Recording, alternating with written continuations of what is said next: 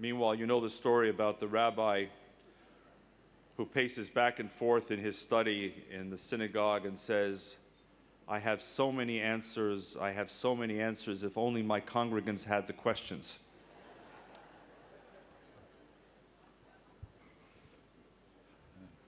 David, hello. Many of us were together a few nights back when we heard Amos Oz speak. He had some thoughts which for many of us was a little bit radical, but he made one comment and I'd like to hear your thoughts on that. He said, when the Palestinian state is declared, he believes Israel should be the first to greet and welcome them. Would you like to comment? No, but I will. No, seriously, Peter. You know, it sounds like a quotable comment. I think on closer analysis, I'm not sure it makes total sense. And I say this with great respect for Amos Oz, whose writings many of us admire.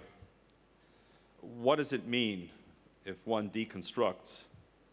If the Palestinians declare a state along the 67 lines, with the capital as East Jerusalem, for one thing, that means immediately that the Western Wall, the Kotel, the Jewish quarter of the Old City, and hundreds of thousands of Jews are suddenly in the Palestinian state. Is that an acceptable outcome? Number two, if it's not a negotiated agreement, then what is to stop the Palestinians from taking this and then continuing the struggle? The key, in my judgment, to a successful two-state settlement, if it's to be had, is, number one, it must be negotiated.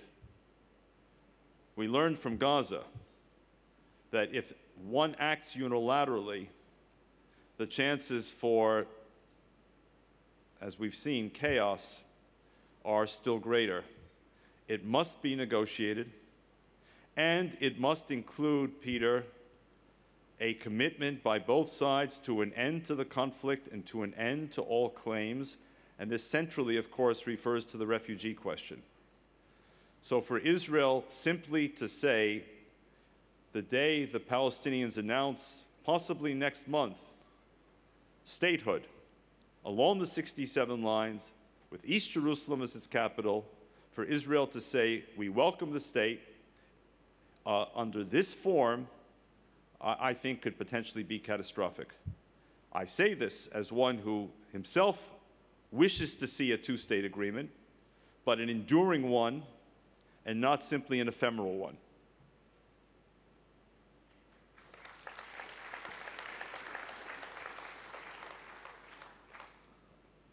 Hi, at the back here. My name is Michael Mizrahi and I work for the Shalom Institute. I wanted to ask you, Mr. Harris, you spoke a lot tonight about the oi more than the joy. But I think the reality, particularly for the younger generation, is that these external threats to the Jewish people and to Israel are becoming far less compelling as a way to remain Jewish. Can you speak more about this conviction, about how we can stay Jewish in a positive way and not just in reaction to the other?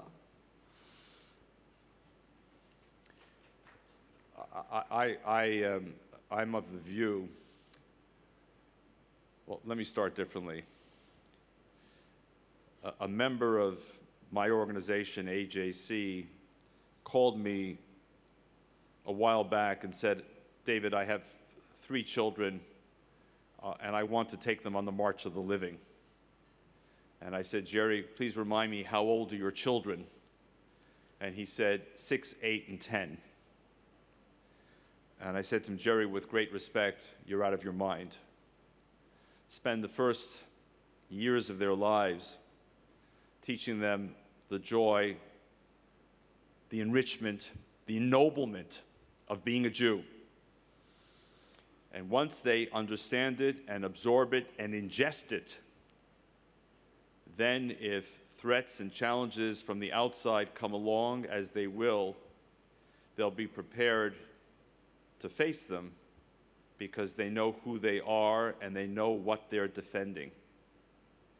But simply to try and impose this externalized identity on younger Jews, which in effect says, please be Jewish in order to defy the anti-Semites, in order not, as one Jewish philosopher said, to give Hitler posthumous victory, to my mind is a very distorted way of trying to create a positive identity. There is so much in our heritage, and I don't need to tell this audience, that is a source of comfort and pride and ennoblement, that's where we need to begin. And too seldom do we do it, Michael. And that would be my approach to the subject. Again, easier said than done, but I know of no better way. Teach young people the joy of being a Jew, and they'll be ready, if need be, to face the oil. On the other hand, I also think that as parents and grandparents and teachers, we have a responsibility. The responsibility is not to wall off our children and create some kind of idealized, romanticized, fantasized world into which we insert them in this hermetically sealed bubble, only to witness the bubble opened the day, for example, they go to university, and then discover on their campus that for whatever reason there are people who hate them, or hate what they stand for, or hate what they identify with. So I think we also have a responsibility in constructive, appropriate ways to prepare our children for what's out there. But again, I emphasize from the inside out rather than the outside in. And if there's one more question, please. Good evening. Thank you very much. Where does President Obama really stand on the 1967 borders? I'll ask him the next time we see him.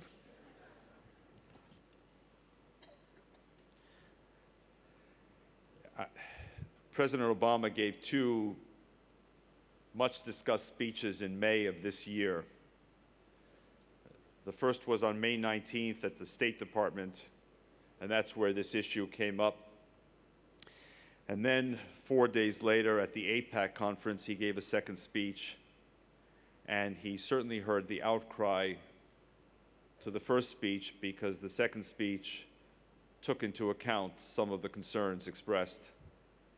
So if you ask me, the reference point should be the second speech, the AIPAC speech, and not the State Department speech. In the AIPAC speech, what President Obama said was, we begin with the 67 lines and agreed upon territorial swaps, and drawing upon the language from President Bush to Prime Minister Sharon of April 2004, adding, and we take into account demographic realities on the ground, because, as the President said, we all know that Israel's borders will not look like they did on June 4th, 1967. So it's not for me to negotiate on behalf of the State of Israel, but I would say that that offers a lot more space for any Israeli negotiating team than the earlier formulation of May 19th. Even though you didn't ask it, I'll add another couple of sentences. Maybe it'll get me in trouble. But I think behind the question is probably a larger question about President Obama himself and his commitment to the State of Israel. Because this is a question that consumes many of us, and not just in the States, of course. And I would only say this: if all I had as information was the extreme right-wing emails that I receive on a daily basis telling me that President Obama is a closet Muslim, wants to see Israel destroyed, and will do everything possible to achieve his goal, I think those people are wrong. And I also think that even if they believe it, they're making a terrible strategic mistake. The reality is that we have one president at a time, just as we have one Prime Minister of Australia at a time. No further comment. And one Israeli Prime Minister at a time with 9 others lining up for the job.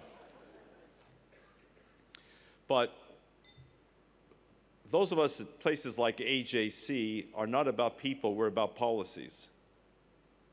This president will have to make some very fateful decisions as long as he's president on issues that affect us all, such as Iran, such as UN Security Council voting.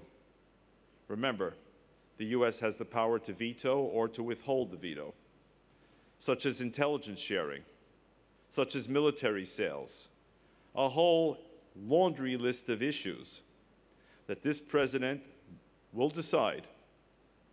Those who want to make this or any president into a permanent enemy are doing a disservice to the larger cause. I fully understand that there will be diverse views on political parties and on individuals, whether in Australia or Israel or the United States. But the job of those of us at AJC and our counterparts here in Australia, like AJAC, are to work with those in power and to do the very best we can to persuade them of what we believe to be in the best national interests of the United States or Australia or other countries with regard to our issues. So I can't answer for you the question of what is in President Obama's kishkas. I don't know. But I do know that in the days to come, this president is going to be asked to veto a resolution in the UN Security Council if the Palestinians foolishly decide to go ahead to the Security Council to seek the recommendation of statehood and membership in the United Nations. And we will do everything in our power at AJC and like-minded organizations to ensure that this president does the right thing. I believe he will, and if he does, we will applaud him. And when he does missteps, as we think he did on May 19th, we'll say it as well. But we'll always say it in a way that continues the conversation and doesn't break it off. Because to break it off means to rule ourselves out of the game.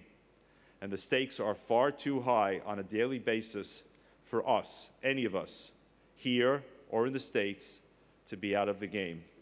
By the way, before saying goodnight and saying thank you to you, I do want you to know that I'm joined by 10 members of AJC, members of our Board of Governors from across the country who traveled to Singapore, to Melbourne, to Canberra, here in Sydney, tomorrow to Wellington, New Zealand, in order to meet with Jewish communities, meet with government leaders, meet with the Israeli and American ambassadors as part of our global advocacy work. AJC has had a 20-year partnership with AJAC, which has brought us very close to the community here. Together, we've done some extremely important things. And I think most of all, as I look ahead and I look for opportunities in the global stage, Asia represents an extraordinary opportunity for all of us. And the Australian and American Jewish communities working together, not just in our two countries, but in third countries like Indonesia and other parts of this region, offer extraordinary chances for us to extend understanding, build relations, and forge friends. I salute the work of JCA, and I bid you good night.